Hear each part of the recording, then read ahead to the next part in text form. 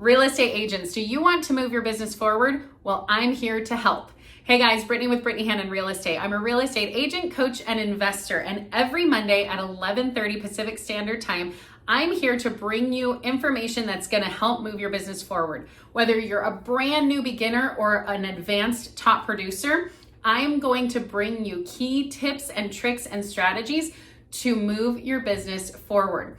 This is your official invitation to join us live every Monday at 11:30 a.m. They're totally free. And if you want more information about coaching, check the link in my bio and I would love to help. Now let's jump into this week's workshop. It is already the beginning of Q4. Q3 is done and gone. We are already starting to close the year out. So when we talk about what to do for Q4, I'm gonna throw a lot of stuff at you guys today. What I challenge you on is just take one or two, maybe three things to implement today. Make sure that it's on your calendar, because we know if it's not on your calendar, it doesn't exist. So make sure that you get it on your calendar, because what we want to do is we want to make sure that you guys are really setting yourself up well. The other thing I just wanted to let you guys know is that Keller Williams has business planning clinics that begin in October, November, to really help solidify your 2024. You want to make sure that you're going to at least one of those. They're usually like a 4 to 6 hour long clinic. And so you want to make sure that if your office is offering that, go to that. It is super beneficial for you, really, at no matter what part of your business you're in, and every single year. So even if you've gone before, you've done it 100 times, they're really going to be helpful, because remember, you're never in the same spot in your business twice. So make sure that you're going this year, because next year it's going to be different. Last year it was different. Make sure that you guys are tracking and getting on track with what you're trying to accomplish. All right, so let's talk about where we are headed today, and let's break it down. So we're gonna talk about getting focused. What should we be focused on from now until the end of the year? This is where I'm gonna throw a ton of stuff at you. So make sure that you're paying attention. Make sure that you really have a good handle on what we're talking about.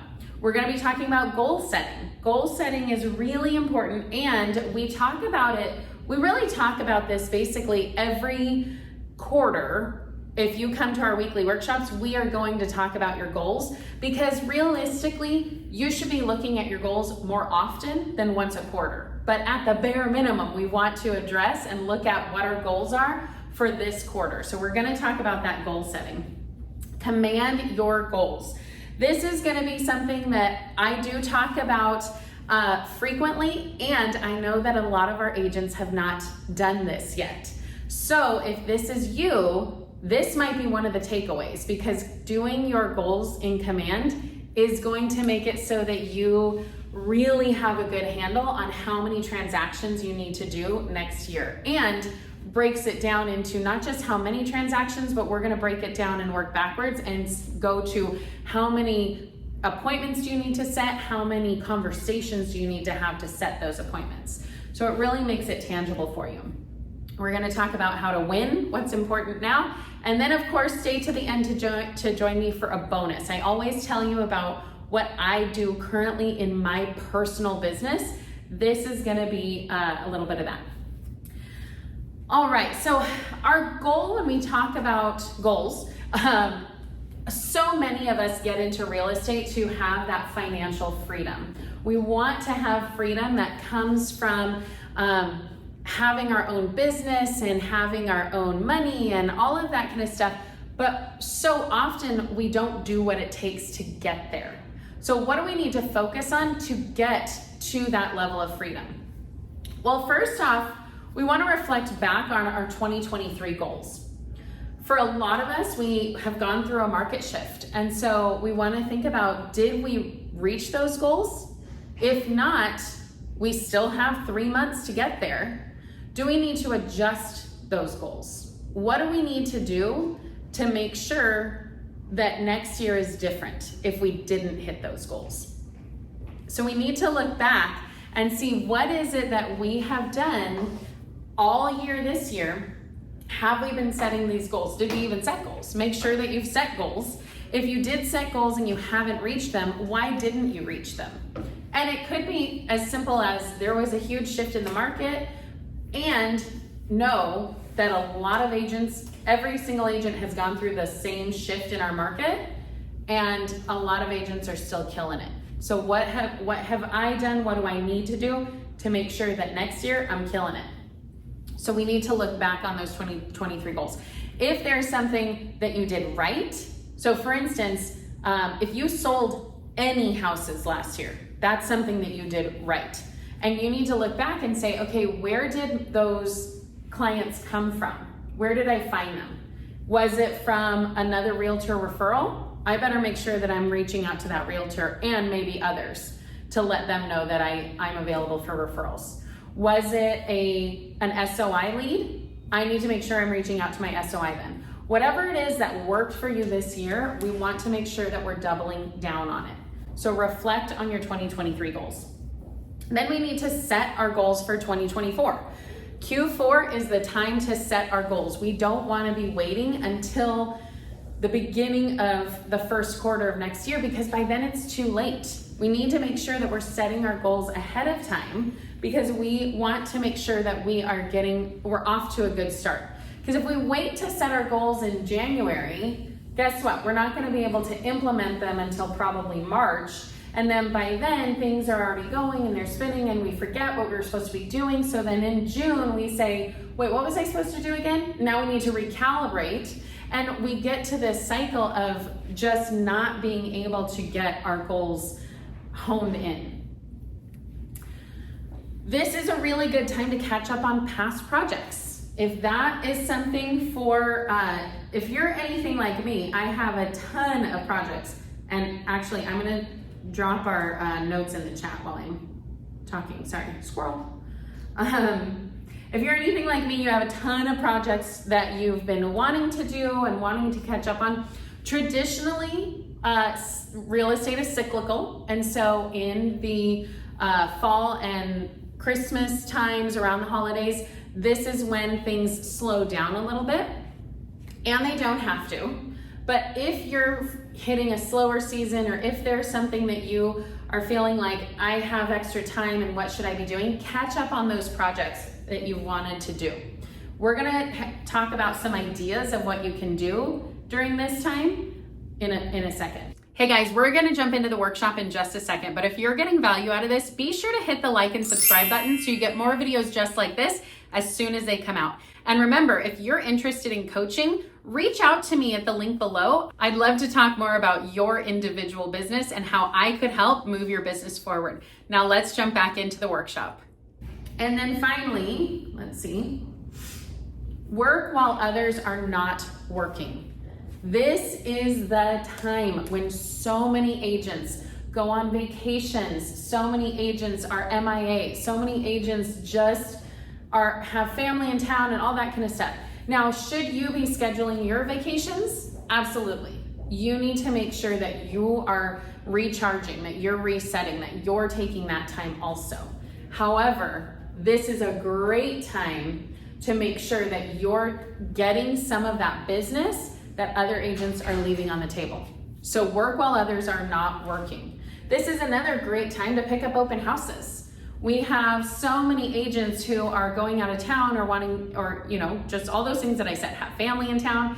And so this is a great time to say, great, I will cover your open house for you so that you can go out of town, have your holiday, do your vacation, whatever it is. So work while others are not working. This is always a good thing, by the way. And if you are, but the holidays are the best time to do that. All right, so let's talk about 10 ideas for fueling our Q4. I'm gonna throw 10 ideas at you. You're gonna take what you want and implement them. This is part of where I would definitely say, take some of these ideas and figure out what you're gonna implement today. Giveaways on social media, through email. Giveaways are a fantastic way for you to be able to grow your social media presence, grow your email list. They're a really good way to just get engagement on social media, because a lot of people are participating in giveaways, a lot of people are doing giveaways, a lot of people are like, they get it, so they're willing to participate in these things. And so you can do giveaways with all kinds of things. I did a giveaway a couple years back because I had a friend who was making those hot chocolate balls. And so I connected with her and said, hey, can you do, 4 or 8 or a dozen, I don't remember how many it was, hot chocolate balls for free, and I'll do a giveaway and we can combine it on our social media. And she was like, yes, of course, let's do that, because it's a win-win. It's benefits her and it benefits me, because we're both trying to grow our social media accounts. So giveaways are a really, really good way to get that done. Events, this is a great time for events, because how many Christmas parties are happening, how many fundraisers. A lot of companies do their fundraising in the spring and the fall. So there are a lot of fundraisers that happen in the fall. And so take advantage of this time to connect with an event and then push it out to your people. So it's giving you a way to call your sphere without fear. And so we want to make sure that we have those opportunities. This is one of those opportunities. Have an event. You don't have to personally have an event. You can connect with somebody else who's having that event, and then all you do is you're a collaborator, maybe you volunteer for that event, whatever it is. We have an event coming up here in our area that's a trick-or-treat event. That's a great way for us to be spreading information about being that local agent, being part of the community. And then for Thanksgiving, there's all kinds of stuff. For Christmas, there's all kinds of stuff. This is the time of year for these kind of events. Holiday cards. Holiday cards are my favorite way to get people's information, because it's so easy when you go through your database and you're like, oh, I'm missing this person's address, missing this person's address. What happens when you reach out and say, or what happens when somebody reaches out to you and says, hey, I want to send you a Christmas card, send me your address? Are you like, ooh, no, I don't want to send you my address, that's weird. No, you're like, here's my address, I can't wait for the card. And then you say, get the reciprocal. You say, give me your address too so I can send you one. This is a great way to get that information and fill your database without being weird and without being like, oh, I just want it because I'm an agent and I'm gonna send you cool stuff. Nobody wants that. People want something that is gonna be of value to them, which is staying connected and getting those holiday cards. What you do when you get these addresses, of course, is you put them now on your neighborhood nurtures. And so now every couple of weeks or every month, they're getting information in their email box from you about you being a real estate agent, but it's something of value to them, what they care about, where they live, where their house is. So these holiday cards are a great way to make sure that you're boosting your database. I already threw out open houses. Open houses are really good during this time of year because number one, agents are gone, so they're happy to have you host their open houses. Number two, families are looking for inexpensive things to do. So you can have open houses and you can get people in and you can start, again, building that database. And if people are looking to buy maybe in the new year, they're gonna come to these open houses now. So now is when we do open houses. Remember, open houses are not necessarily for selling that house. That's a happy byproduct if that happens. But what open houses are for is to gain buyers, to get those buyer clients and sellers potentially, but mostly we end up getting buyers. Social media trends. There are all kinds of social media trends that happen over the holidays. So jump onto a few. If this is something that you've been wanting to do or you've thought about doing or you are too embarrassed or shy to do, now would be the time to do it because social media trends are huge over the holidays. And a lot of social media trends you can do where it's like, you can do things that are not you necessarily. It can be like a house that you're showing and like you can add a Christmas tree filter or something like that. So, like just think about as you are on social media and seeing different holiday trends, think about how you can incorporate that into your own social media. Start a YouTube channel. This is just an idea. I'm not throwing this out there for everybody because not everybody would want to do this. But if you are thinking of starting any kind of separate channel, if you're starting a social media, if you're starting something like this, now is a great time to do that, because now is the time that you can set it all up. You can schedule all your, you can schedule a lot of your videos and your recordings and things like that, and then start January 1, you can start pushing them out. But you already have probably a quarter's worth, 3 months worth of content. So now is a really good time to start working on something like this if it's something you've been interested in. Again, I want to put out there, if it's not something that you've been interested in or not something that you want to do, don't do it, because it's only going to be a stressor to you. It's only going to be something that is not fun for you, and so that's not what we want. Get organized. So this we'll talk about with our goals, getting organized, but it's also something that we need to think about with our space. We need to think about it with our files. We need to think about it with our systems. This is a really good time to catch up on all those things. When you're a top producer, you're not going to have the time to sit and get your systems organized. Now is the time to do that. Now is the time to make sure, if you've said, you know, I really like Command, but I didn't dive in, and so I don't really know how to use it to a high level. Now is the time to figure that out. Now is the time to start watching those videos. Now is the time to start making sure that you have a good handle on it. But get organized. If you're somebody who keeps your files in a, like a file folder, we have Command for that. Figure out how you can do that and make sure that you've gotten organized so you can be systematized. Declutter. We always know that decluttering lessens stress. It makes it so that we can prepare for the next year going in. This, I would say, decluttering is good not just for your, not just talking about real estate stuff, but in general. Declutter your house, declutter your office, declutter your car, declutter all these things to have a fresh new start. This is, if you only took this from today's workshop, I think this would help your mind and brain and have much more clarity.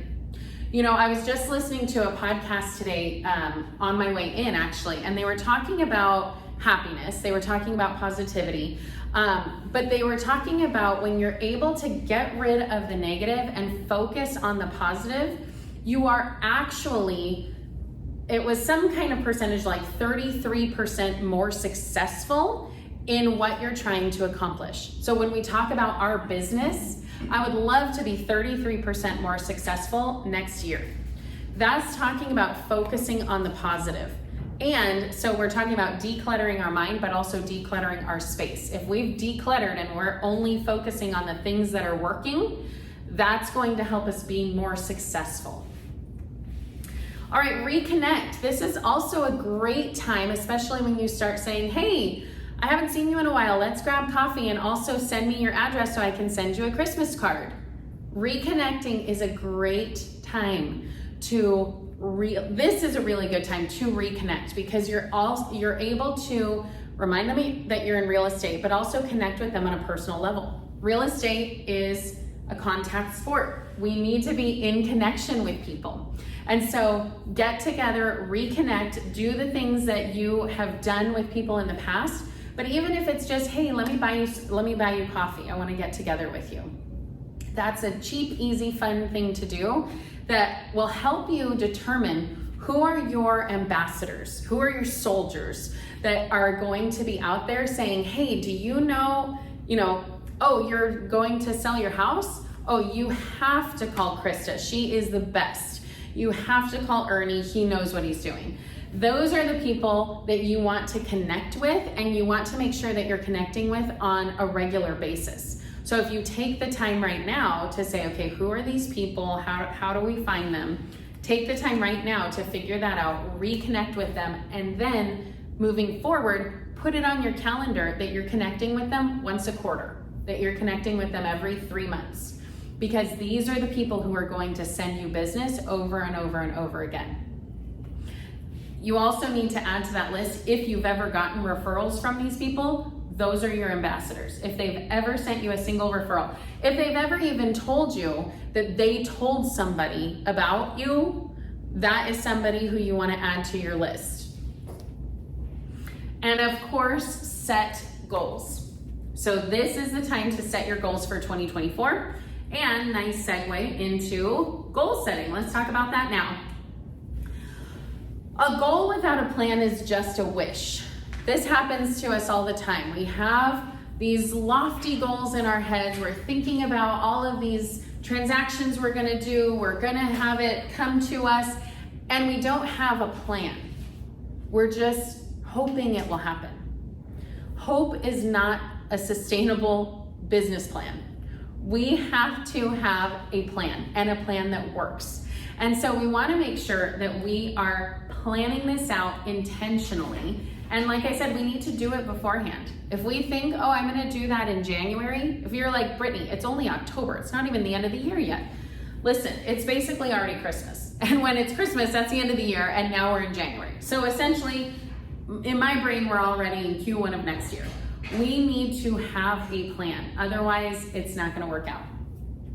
When we talk about having a plan, it's not just a plan for our business.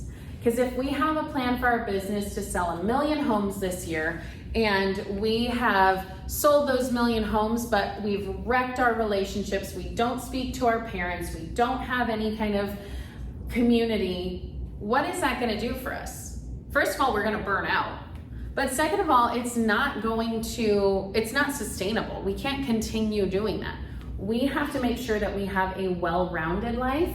And part of doing that is making sure we come up with goals for every aspect of our life. So when we think about goals for a well-rounded life, we need to think about all of these different aspects. Now, one of the things that we've talked about before is, and actually we are going to talk about it again in maybe a month or two, but talking about the one thing. If you've ever read the book, The One Thing by Gary Keller and Jay Papasan, it talks about how everything can be backtracked or boiled down to one thing that you need to do, one action, one activity, such that by doing it, it makes it so that everything else is easier or unnecessary.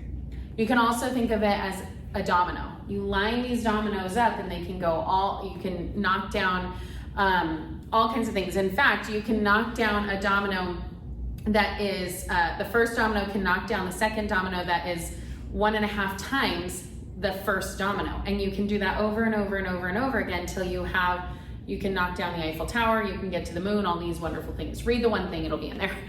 But in doing so, we have to backtrack and figure out what is that first domino that when I knock it over, all of these things are gonna fall. So we have to think about what is that first domino for our spiritual life. Maybe that means that first domino that we need to do is start a gratitude journal, go to church, do the things that will lead to, that's the first domino that will fall, and it will lead to where we want to be. We don't want to start out where we want to be, because if we start out where we want to be and say, okay, this is my end goal, my end result, this is what I want to happen, we're just going to get discouraged. We're going to say, this is not for me, and it's not working, so I'm just going to give up. We need to go back to the one thing that if we knock that down, it will make everything else easier. We need to think about it for our health. Maybe that's going on a walk a day. Maybe that is getting a gym membership. Maybe that's going to the gym if you have a membership. We need to think about that with money. Notice in these first 3, now these are not in any particular order, but I haven't even touched on our business yet. This is goals for a well-rounded life. And when you're in real estate, when you're a business owner, we have to make sure that we are taking care of all of these aspects.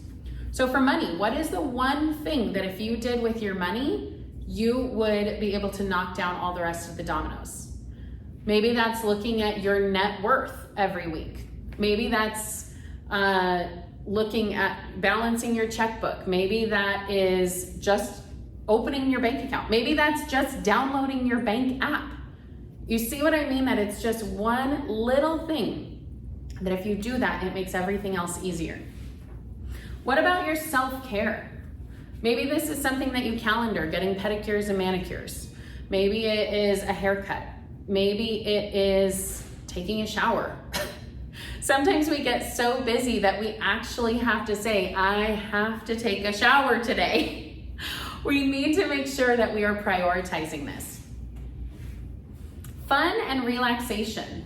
How many of us, when we think about real estate and think about our goals in real estate, ever consider fun and relaxation? Not a lot. We have to prioritize this. And here's the thing, when I say prioritize, I don't mean put this above something else, but I do mean making sure it's part of your day, part of your month, part of your life, somewhere part of your calendar. So schedule that fun and relaxation, schedule that vacation, schedule that massage, schedule that hike. If there are things that you've said, oh, I've been wanting to do that, put it in your calendar, and put it in your calendar as a recurring event once a month for all time, and then make it happen. Now let's think about career and business. We're like 6 down the list, 7 down the list, and I'm just now talking about career and business. What is it in your career and your business that you could do that by doing so, everything else becomes easier or unnecessary?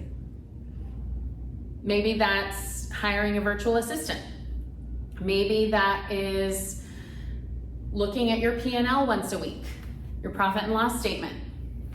That for a lot of people is going to spur you on and say, yikes, I need to get to step in here. Maybe that is just getting your calendar together and organized. There are lots of things that we could do. Remember, we're thinking about the one thing that's going to knock over the rest of the dominoes. So we're not saying, oh, I need to sell 150 houses. We're saying, let's backtrack. How do I get to the point where I can sell 150 houses? How do I become the person I need to become to be able to sell those 150 houses? We have to make sure that our family and friends are a part of our lives. For me, it's funny because when I was younger, this was so much easier. As we get older, this is, I feel like, so much harder. I have to be intentional about time with my family and friends. I can't just let it happen, because if I let it happen, it's not going to happen. So for me, I have a weekly family dinner night with my family, with my sisters, with whoever's in town, and then I intentionally schedule time with my friends. Guess what? This also tends to be our reconnecting with people who are our ambassadors. My mom is my #1 ambassador. She is the #1 person who sends business my way, who tells everybody about me, who makes sure that everybody knows what I'm doing. She is my #1 fan. And I need to make sure that I'm intentional with her, because if I'm not, forget about business, but if I'm not intentional about putting that time in, we're never gonna connect. We're never gonna be, together. And she's never gonna hear those silly stories about me and this transaction that I'm in and how I figured it out, so that she can pass that along to other people. So remember, it's not about business, but all of these intersect. And then love. What are you doing for your love life? If you're married, how are you reconnecting? If you're dating, what does that look like? If you're single, how do you navigate all of this? What is the one thing that you could do that makes everything else easier?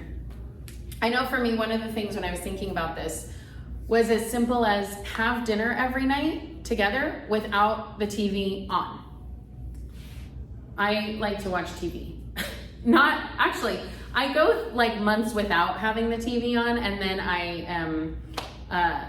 I binge watch stuff because I'm a binger. So this is something that is actually times that's very, very easy for me to say, oh yeah, have dinner without the TV on. Of course, that's what we would do. And at other times it's like, no, I have to be intentional about that, because if I'm in the middle of binging something, I want to watch it 24/7.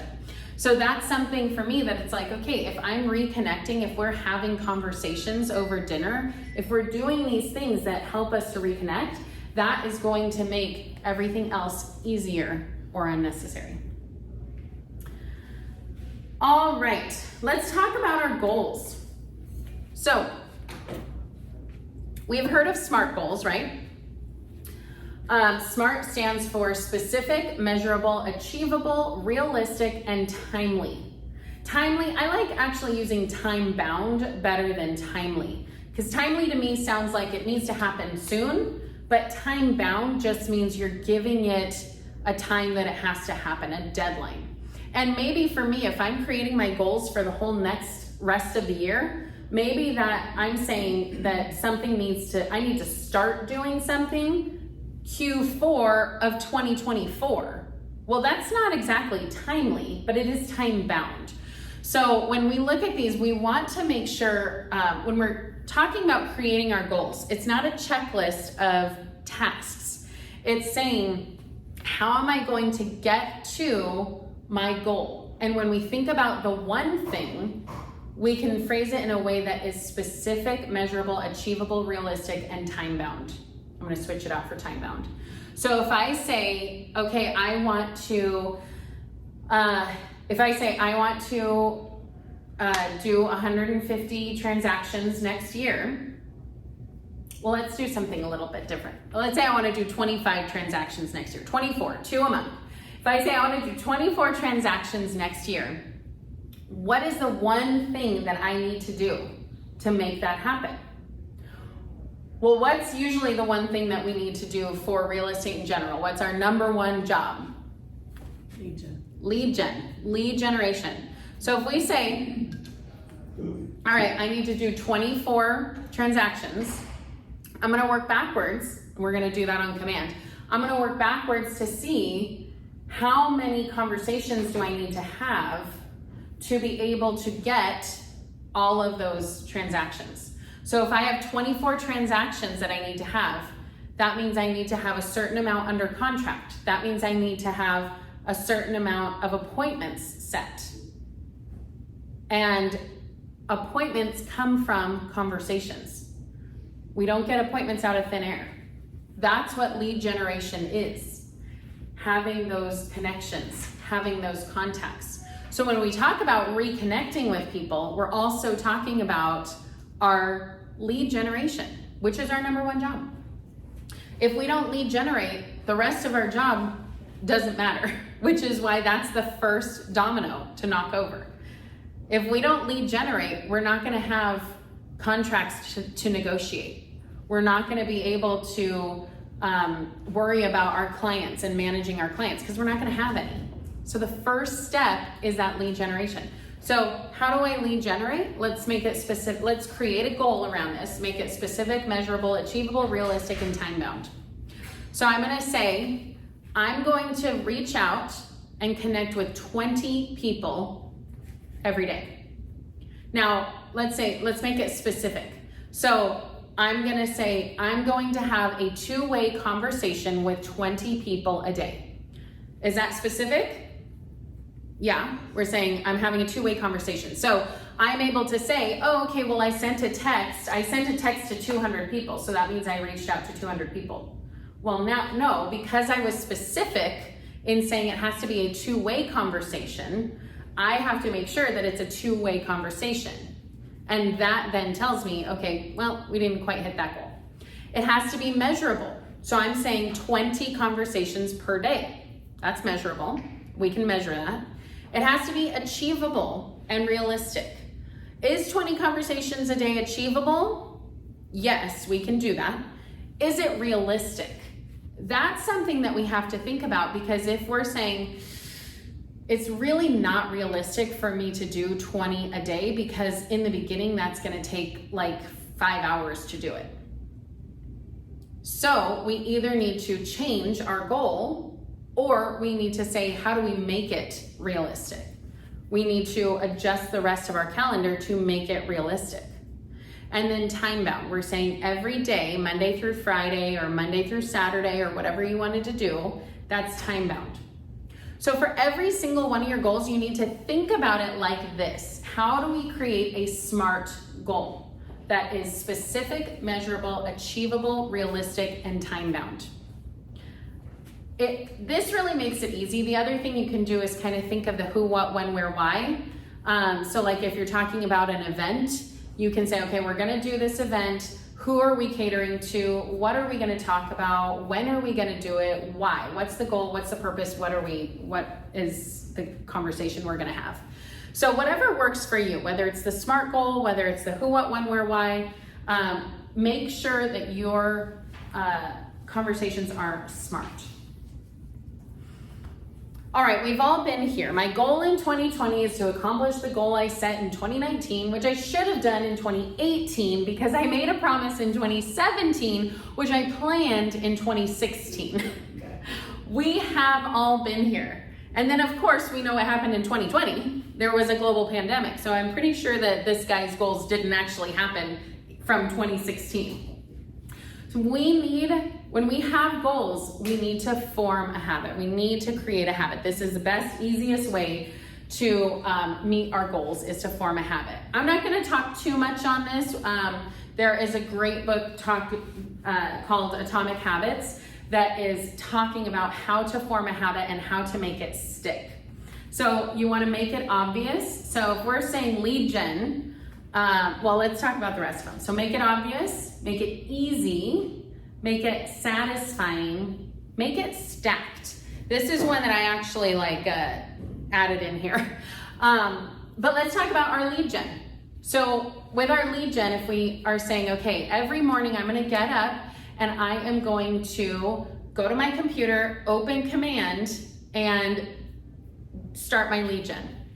So the first thing we wanna do is make it obvious. So what I might do is the night before, I might say, okay, I'm gonna leave my computer open so that when I walk in, that's the first thing that I do. Because I don't know about you, my ADHD brain is like, oh, I walk into my office and I need to, oh, my plant looks like it needs food and this, and I get so sidetracked that I need to make it obvious. I need to be able to say, no, this is where I need to go. Make it easy. Maybe the night before I had command open already, so I make it easy. Make it satisfying. Maybe I say, I'm not gonna start drinking my coffee in the morning until I start my lead gen. So it's something that's connected to being satisfied. And then make it stacked. This is something that, the idea here is that you wanna connect it to something that you already do naturally. So an example of this would be having your coffee. If you have your coffee every morning and first thing you do is you wake up and you make a cup of coffee, then maybe that's what you do is when you're making your cup of coffee, you go in, open your computer, turn on command. Make it stacked, connect it to something that you already do. So maybe it's something that you say, it's after I drop off my kids in the morning. So I drop off my kids, I come home, make my coffee, and then I jump into command. Whatever it is it needs to work for you. You have to make it obvious, you have to make it easy, you have to make it satisfying, and you have to make it stacked. So think about when you're forming your habits, when you've chosen your goals, when you've chosen the one thing for your goal, how do we make it a habit? When you make it a habit, remember, people talk about forming a habit. It takes 21 days, 19 days, 66 days. There's all kinds of research talking about how long it takes to form a habit. Whatever it is, this is the way you do it so that you can do this every day for 21 days, 66 days, however long it's going to take you to form that habit. All right, and then finally, we want to track our habits. However you want to track it is going to be best. When we are talking about your business habits, I highly, highly, highly encourage you to use command. It's already something that is out there for you. Make sure that you're utilizing it to its highest level. If you want to do it on a whiteboard, track on a whiteboard. If you want to do it in Google Sheets or Excel, do that. If you want to do it on your notes app, however you want to do it, do it. That's the point here. Just do it. We want to make sure that you're tracking. So I will say that when you're tracking other types of habits, like your personal habits or things that you're doing, you want to make it visual in some way. So it needs to be something that you're seeing. And so I say command for your business stuff because you should be going into command every single day and you should be in it every day. If you're not, first of all, that's one habit to start tracking, making sure you are in command every day. But if you're not, you want to make sure that it's something that is visually appealing for you. So if it's, like you want to do it on a calendar, print out a calendar and every day you can check it off when you do what you say you're going to do. All right, let's jump into command now. So some of you we've done this with, some of you we haven't. If you are able to split your screen and do this with me, that's how you're going to get the most out of this. So I encourage you to open command and do this with me. So today we're going to create our goals. You're going to understand your conversion rates. You're going to know how many appointments you need to set to make a sale. And then you're going to be able to keep track of your progress. So I'm going to go over here to command, and I'm going to go all the way down to this reports button down here. So in this reports button, I'm sure 90% of you are like, I've never even clicked on this reports button. That's okay, that's what we're here for. What's funny is that I have people who come to these and we talk about these at least once a quarter and they still say, oh, I've never even clicked on that. Don't let this time pass you by. Make sure that you're clicking on this. We're gonna go up to goals up here in the middle. And when we click on goals, you're gonna be able to see this kind of tracker. And whether or not you have it set or not, you're gonna see that tracker. Now, if you scroll down, you can see some of the other things that it tracks for you. And basically, these are the things that we're going to implement, that we're gonna put in right now. So I'm gonna go back up, and what I wanna do is go where it says 2023 goals. I'm gonna drop it down to, and I'm gonna click on 2024 goals and click on that. Now, if you ever want to change your goals, if you ever want to edit them or adjust them in any way, you come back here and do it in the exact same way. So you're going to go to add your goal settings, this little plus icon in goal settings, up on the top right, and we're going to say get started. Let's get started. All right, so if we haven't done this yet, which you can see I haven't done it yet for 2024, everything's going to be 0. So what we need to do is we need to, if you are in coaching, hopefully you have a Life by Design budget. If you don't, email me and I'll be able to get you a Life by Design budget. But in your Life by Design budget, it's very closely linked to this. But what we're looking at is we want to think of 2 different budgets. We want to think of what is the bare minimum that I need to get by, and what is living my life in a fantastic way. Whew, I'm gonna sneeze. Okay, I think it went away. So we want to, when you're creating your budget, which we won't do today, what you're doing is you're putting in all of the expenses that you have and all of the expenses that you potentially want to have, meaning you want to have $100,000 in savings. That's gonna be a goal that you have. And whether that's this year or next year, whether that's your bottom line surviving goal or whether that is your ultimate thriving goal, whatever it is, you want to come up with those 2 budgets. Now, we can create these goals based on one of those 2 budgets. I would recommend creating it maybe in the middle. So it doesn't really matter what you put in here, but when we go in here, we're saying, what is our 2024 annual profit goals? Most people, most newer agents say, I want to make $100,000. So we're going to put in $100,000. But we also have to keep in mind that this does not account for taxes. So we need to put in about 30% more, because that's generally what our tax brackets are.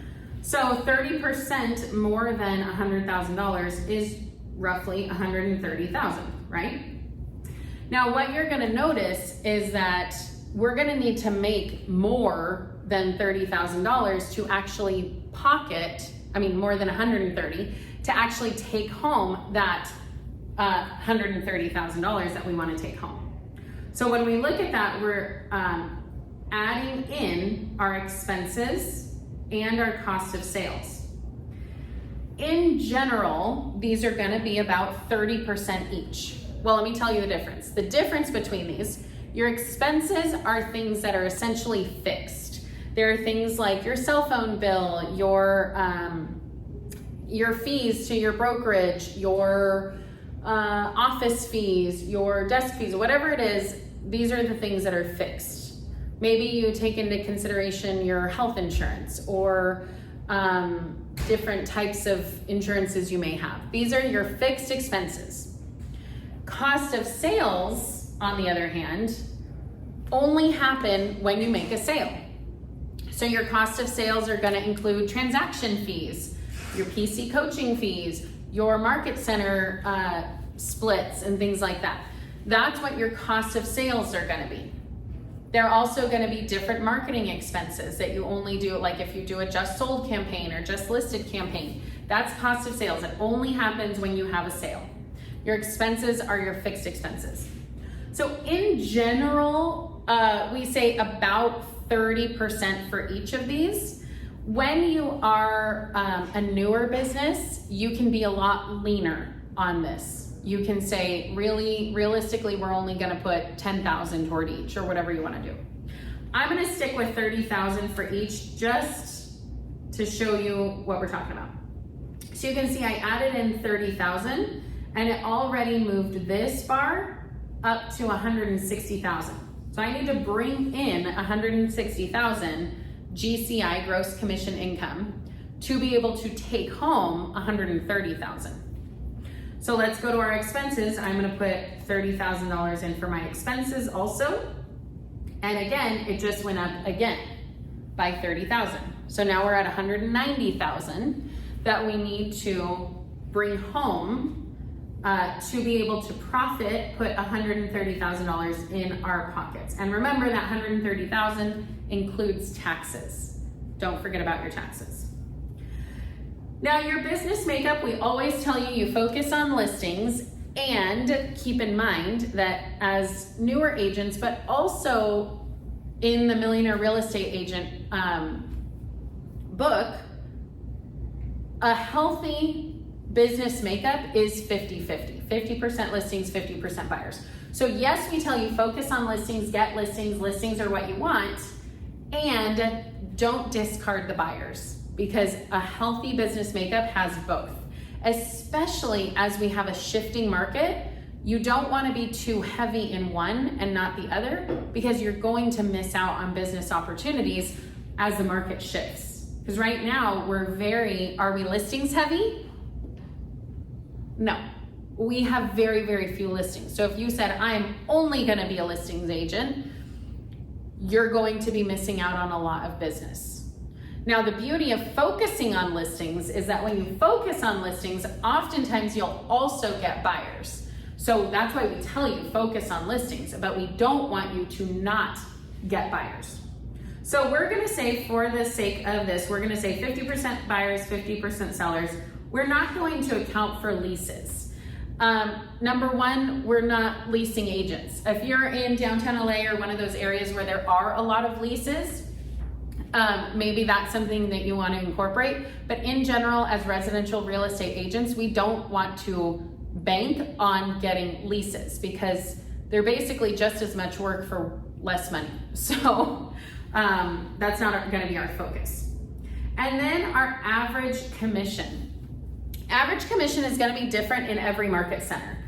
On average, I would say in the market centers, in most of our market centers, aside from probably Tulare County, on average, our commissions are between 15 and 17,000. Some of them are higher, some of them are a little bit lower. In Tulare County, they're lower, they're around 10,000. And your markets are still much healthier than ours, because you have a lot more business and a lot more transactions happening there.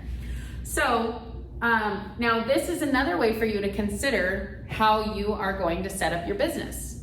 There are a lot of agents who, when they take a listing, they say, I charge 6% and 3% goes to the buyer side, 3% goes to the seller side. And you don't have to do that. You can say 3.5% goes to the listing side because the listing side is doing a lot more of paying out of money.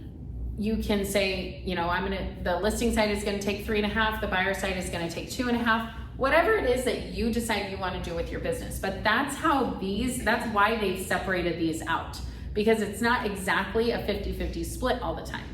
What if in your market, average listing is 2.5%, but average buy side is 2%? Well, then your buy side is gonna be lower. So you wanna just think through this and figure out what you wanna do. For the most part, I would say just make it easy on yourself and put it the same. So we're gonna say $15,000 for the buyer and the seller. Oops, $150,000, that'd be nice per unit. So this is your average commission per unit. So for each unit that you sell, on average, you bring home $15,000. Now this is gross. So that's why keep in mind that if your average sale is over $1 million, you're probably going to be bringing home about 20 to 25,000, maybe 20 to 30,000. So that's gross, not including all of the other expenses, because we've already accounted for that here in cost of sales. All right, so now you see that we have all of this, 190,000 estimated GCI, gross commission income. It breaks it down for us to say $10,000 a month is our monthly profit goal. And remember that real estate is cyclical, so it's much heavier in the spring and summer, slows down in the fall and winter. So during those times, the average is $10,000 per month, but maybe in the summer you're gonna be making 20, 30, 40,000, and then in the fall you're making like 7,000. So keep that in mind that in real estate, you can't say you don't have a W-2 income where you can rely on exactly how much you're getting. All right, we're gonna say continue. And here's where we're talking about, here's where we are talking about conversion rates. Now, a lot of you probably don't know your conversion rate. If you do, awesome. But a lot of you probably don't know your conversion rate. What your conversion rate is how likely are you to go from your lead converting to a contract, your contract converting to, does that say contact? Contact. Your contact converting to an appointment set, your appointment set converting to an agreement, your agreements converting to under contract or pending. As newer agents, sometimes our conversion rates are higher. As more seasoned agents, sometimes opposite. As newer agents, sometimes your conversion rates are lower because you're not used to having those conversations to get people to the next step. As seasoned agents, sometimes they're higher. And this is not necessarily true because newer agents oftentimes are really focusing on their SOI. So the conversations they're having are with people who are for sure going to buy and sell. So what Keller Williams has done has said, on average, these are your conversion rates. Once you get down to under contract or pending, 75% of those will close. That's what we're looking at. We're looking at how likely is this to close. The reason you want to do this is because when you figure this out, you're going to have a much better understanding of your profit and how to calculate your profits. And so you know, okay, if I have, from the agreement, if I actually have a 95% conversion rate, then you're going to be able to count on more of that money. But if you say, actually, I have like a 60% conversion rate, then you know you need to have more transactions to be able to get that GCI up. For our purposes today, we're leaving it as this. If you wanted to change it, you could go up here and say set individually, and you could change it. Right now, if you change it, it changes for the listings, buyers, and leases. But if you said, no, when I do listings, if I go to a listing appointment, I am much more likely to get that listing and to close on that than if I were to a buyer, which is true by and large. That is a true statement. You're much more likely to close on a listing than a buyer who you are talking to. And this changes market to market. So when you are you know, even as a seasoned agent who's been doing this for a long time, you may go into this and say, you know, this year, because the market has shifted, I'm gonna switch back to a different type of conversion rate. I would not focus too much on this. I would say this is in general what the conversion rates are. Let's leave it at this. So now we're gonna go to continue. All right, so you can see I've taken a long time to explain all this. You don't need to go through all of that because most of it I just said, just leave it as is. So what we're at is 190,000. This is just reviewing what we've already put in. Now let's go to set our goals. And when we set our goals, it's going to default back to 2023. So we need to put the drop down back to 2024. And come on. Okay, hello. Really? I love when this happens. So the 190, that's what we have to do annually? This is based on your individual goals. Oh. So if your goal was if you wanted to bring home $130,000, then you would need to gross the total amount 190,000. Okay, and we have a glitch, so that's unfortunate. Let me go to 2023 just to give you an example. And it's showing us that in 2023, it says the annual profit that we put in 2023 was 115,000. So we needed to close 12 transactions. If we need to close 12 transactions, then we need to have 16 under contract. If we want to have 16 under contract, then we need to have 22 agreements. The reason it's higher as we go down is because of those conversion rates. Because not everybody we're going to meet with is going to sign an agreement. Not everyone who we have an agreement with is going to go under contract. So this is why we have to do more. So if we want to close 12 units, we need to have 38 appointments set. If we want to have 38 appointments set, we need to have 780 contacts. I personally like to stop there because these leads, they take into consideration like online leads and things like that, that I don't care as much about. Realistically, I care about this number, appointments set. So if I have to set 38 appointments, how many weeks are in a year? 52. If I want to take some time off, maybe I'm saying 40. We're very close to one appointment a week, right? So if I just say my focus is one appointment a week, that is where it's going to get my goals. We can also change this. If we do the drop down on this year, we can change it to this month and it'll tell us the monthly that we need to do. So again, if we want to close one deal a month, one transaction a month, because our goal was 12, then we need to set 3 appointments in the month, which essentially is about 1 a week, right? And if we do an extra one, are we sad? I'm not sad. I am happy to set that extra appointment because like I said, we're gonna have time off, we're gonna have weeks off, we're gonna have time when we're on vacation. So we need to make sure that we're kind of offsetting these goals. So 3 goals a week. Once you have that set, if you go home, you'll be able to track that on your dashboard. Oh, this is new. Look, we have our, oh, interesting. This is totally new. I haven't seen this yet. So we have our local area people. So we have Motif Mortgage and Opus Escrow. Oh, cool. And then you can explore preferred partners. Interesting, I love that.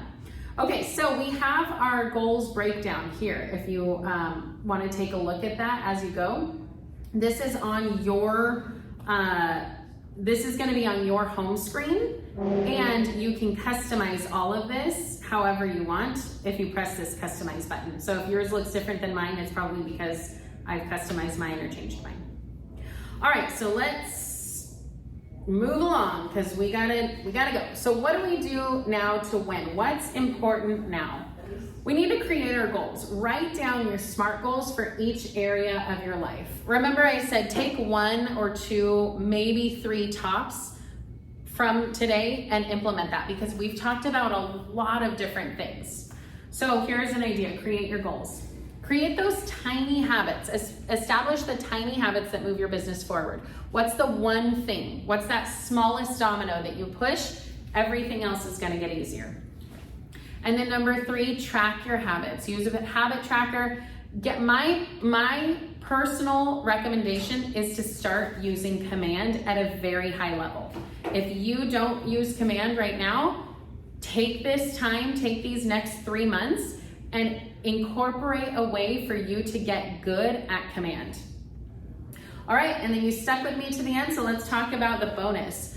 I love to read. So if you guys listen to me at all, you'll know that I love to read. My favorite books on goals are, I already told you one, Atomic Habits, 7 Habits of Highly Effective People. This is a really good book to read, and some of these tactics are really good to use in general when talking to people. When talking to any people, clients, your spouse, your parents, anybody. One of my favorite things, and that comes up all the time, is seek first to understand, then to be understood. When we're talking to clients, do you think that they care about what we're saying? No. They care about us understanding them. Our first job needs to be to understand what our clients are saying. That comes straight from 7 Habits of Highly Effective People. We talked about the one thing. This is a great book. Miracle Morning. There is if you are somebody who struggles with creating habits, or if you're trying to become a morning person, this book is a really good way for you to kind of like outline how to do it and how to get started. There is a Miracle Morning for real estate agents. It's basically the same thing. It's just with a real estate spin on things. And then the 4 tendencies. So let's see. Okay, next week we are talking about open to close, navigating the life of a transaction. So if some of you thought we were talking about that this week, you got to stay tuned for next week. We will be talking about navigating the life of a transaction from open to close. This is going to be super, super helpful and beneficial to you, even if you don't have a transaction currently, because the more you hear about this, the less surprises are going to come up, and then it's not going to be as stressful. I talk to agents all the time who are like super stressed about their first few transactions. Understanding the process will help you so much in this. Well, I hope that helped. And remember, I'm here every Monday at 11:30 a.m. Pacific Standard Time to help you move your business forward. Join me in the weekly workshops where you can come live and get your questions answered in real time. I would love to see you there. Register at the link below. And remember, if you have questions about coaching or want to dive in, or even just want to have a call to me to see how you can grow your business, schedule a call with me in the link below. I'd love to help. In the meantime, if you're getting value out of this, be sure to like and subscribe. Thanks for staying for the whole thing. Check out the other videos that we have that are sure to move your business forward. Thanks, and we'll see you next time.